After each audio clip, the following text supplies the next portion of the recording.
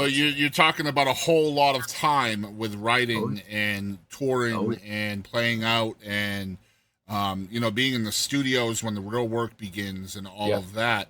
And you have a family. yep. You mentioned that already. Having a wife and all of that stuff. Man, talk about a little bit about the balance between those two parts of your life, because obviously being a full time musician was your dream. You're living your Mm, dream. The yeah, same time, man, your wife and your child are going to be far above that dream, and I know yeah, that just as a father and a husband myself. yeah. So, what things do you do to make sure that both sides of that are getting the attention they deserve?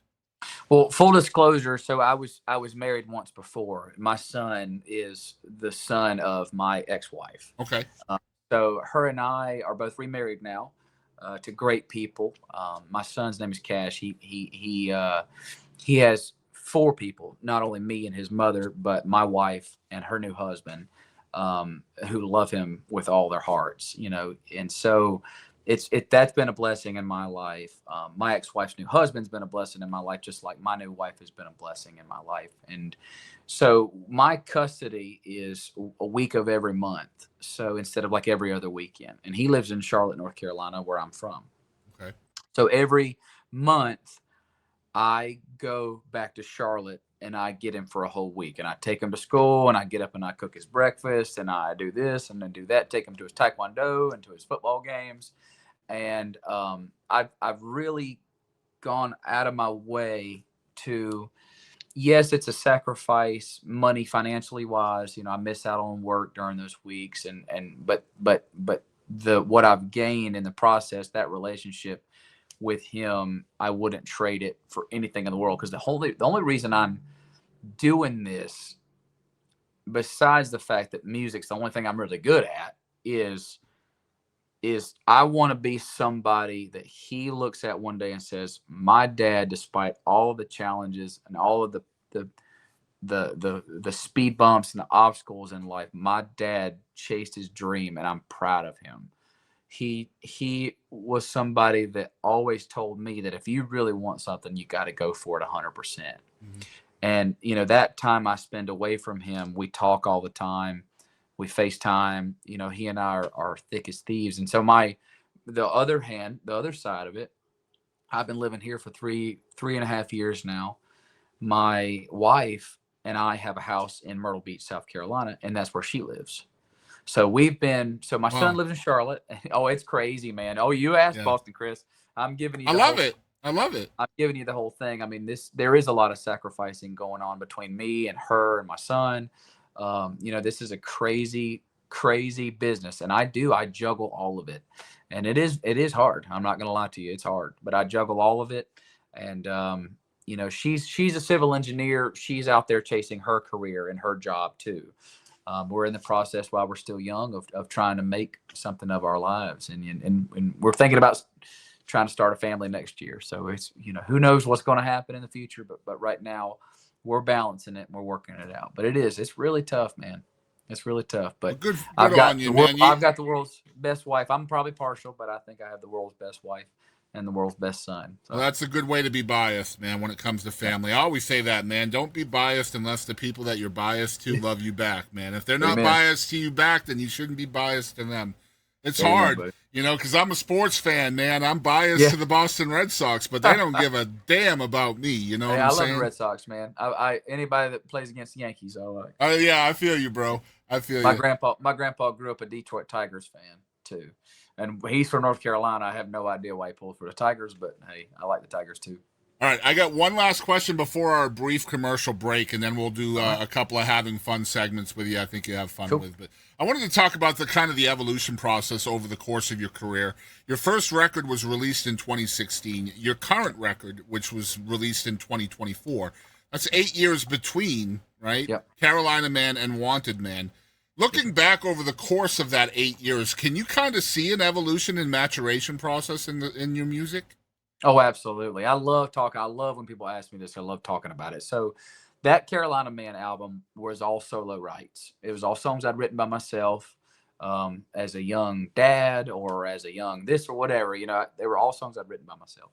So we went to the studio. Some of those songs, I'd say at least over half of them, are well over 4-minute songs. There's a you can the Wanted Man album is very much polished. Is more of a polished commercial country music album. The Carolina Man album, that first album is just here's my emotions, here's my songs. Yeah. It is what it is, there's good and bads because, like I said, a lot of those songs are way too long. If I had it to do over again, I'd go in and I'd chop whole minute sections out of a lot of those songs and restructure them and stuff. But I wouldn't change anything about them because. Would you say there was less freedom involved in Wanted Man as per Carolina? No. If anything, quite the opposite. So okay, great. The Carolina Man album. These are great questions. I mean, the Carolina Man album was, "Hey kid, go sit in the corner. Yeah, we're gonna track this music, and then we'll let you know when we're ready for you to sing." Yeah, and it was very much that. The Wanted Man album, as well as this new album I'm working on now, were I'm I don't want to say co-producing, but I had a lot of influence in the way the music sounded and in the way they came out, and that was really freeing. The Wanted Man album, even though it is more polished and commercial, was definitely more of a freeing experience, which is, I know, counterintuitive, but no, that's great, man. I love that. Do you feel like there was in between the two records? Do you feel like it was more polished because of things you learned over time? Like, absolutely. Being in rooms with other great writers? Yeah. You're never going to get a radio DJ to play a song that's 4.5. Absolutely not. Yeah, not in this format. No.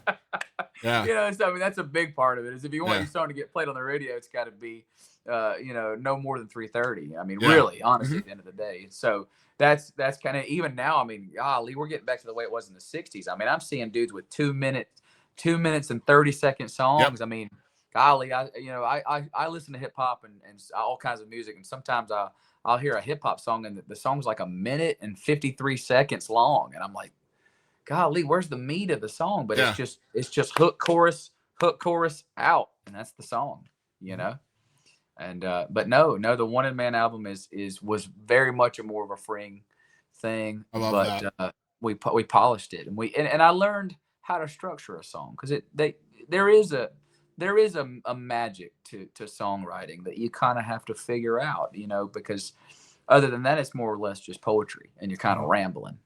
Yeah, there's a lot that goes into it that people don't realize either, right? Oh, absolutely. You talk about the magic of songwriting, man. Being in the studio is magic, right? You've already got the full-fledged song, but now you bring that to a producer who has a completely different set of ears than you, and is most likely has a better set of ears than you, right? Yeah. More times than not.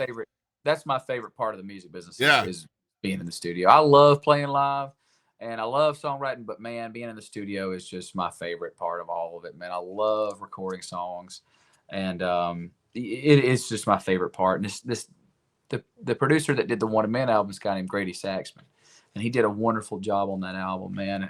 I mean, he nailed it out of the park. And then a guy named Brandon Hood is doing this new album for me, and he's working with Ty Myers and Mackenzie Carpenter. He's just all over the place, man. He's really doing good, and I'm just happy to be working with him, man. Yeah.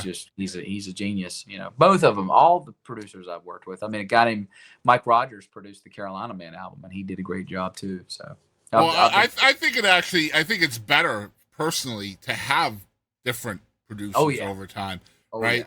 I mean, for example, you look at Kenny Chesney, who's one of the uber successful artists of our generation. Yeah. And he legitimately had one producer, Buddy Cannon. That was it. To my knowledge, it's just Buddy Cannon. Yeah. And that's not a problem per se, because it worked, right? Again, generational artist. But it would have been cool to see somebody else's kind of take on Kenny Chesney as an artist. Absolutely. And I'm a huge Buddy Cannon fan. Oh yeah, me too. I think artists, once they find that person who clicks with them, they stick with them, because it's almost like you don't want to you don't want to break a formula if it's it's like another appendage, right? It's like having 3 arms. You know what to expect from that person, and they know what to expect from you. So it makes sense. But